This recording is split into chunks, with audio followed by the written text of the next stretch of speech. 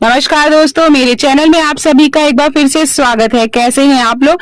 आशा करती हूँ आप सब स्वस्थ और सुरक्षित होंगे।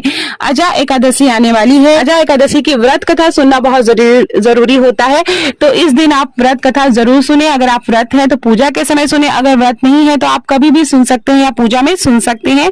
ऐसा माना जाता है कि इस कथा को सुनने से 1000 अश्वमेध यज्ञ के बराबर फल की प्राप्ति होती। तो आइए चलिए कथा सुनते हैं। पौराणिक काल में भगवान श्री राम के वंश में अयोध्या नगरी में एक चक्रवर्ती राजा हरिश्चंद्र नाम के एक राजा हुआ करते थे। राजा अपनी सत्यनिष्ठा और ईमानदारी के लिए प्रसिद्ध थे। एक बार देवताओं ने इनकी परीक्षा लेने की योजना बनाई। राजा ने स्वप्न में देखा कि ऋषि विश्वामित्र को उन्होंने अपना राजपाट दान कर दिया है। सुबह विश्वामित्र वास्तव में उनके द्वार पर आकर कहने लगे कि तुमने स्वप्न में मुझे अपना राज्य दान कर दिया।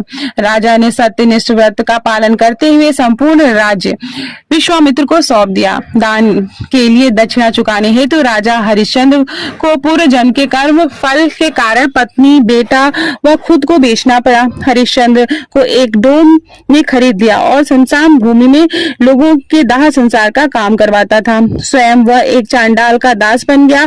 उसने उस चांडाल के यहाँ कफन लेने का काम किया, किंतु उसने इस आपत्ति के काम में भी सत्य का साथ नहीं छोड़ा। जब इसी प्रकार उसे कई वर्ष बीत गए तो उसे अपने इस नीच कर्म का बड़ा दुख हुआ और वह इससे मुक्त होने का उपाय खोजने लगा। वह सदैव इसी चिंता में रहने लगा कि मैं क्या करूं, किस प्रकार इस नीच कर्म से मुक्ति पाऊं। एक बार की बात है, वह इसी चिंता में बैठा था कि गौतम ऋषि उसके पास पहुंचे।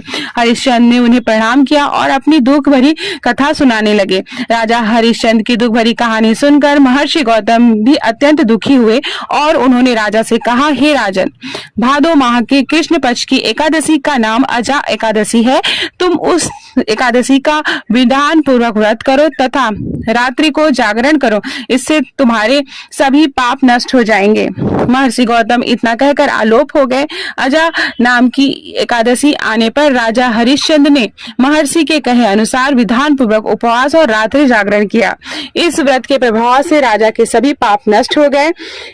उस समय स्वर्ग के नगाड़े बजने लगे तथा पुष्पों की वर्षा होने लगी। उन्होंने अपने सामने ब्रह्मा, विष्णु, महेश तथा देवेंद्र आदि देवताओं को खड़ा पाया।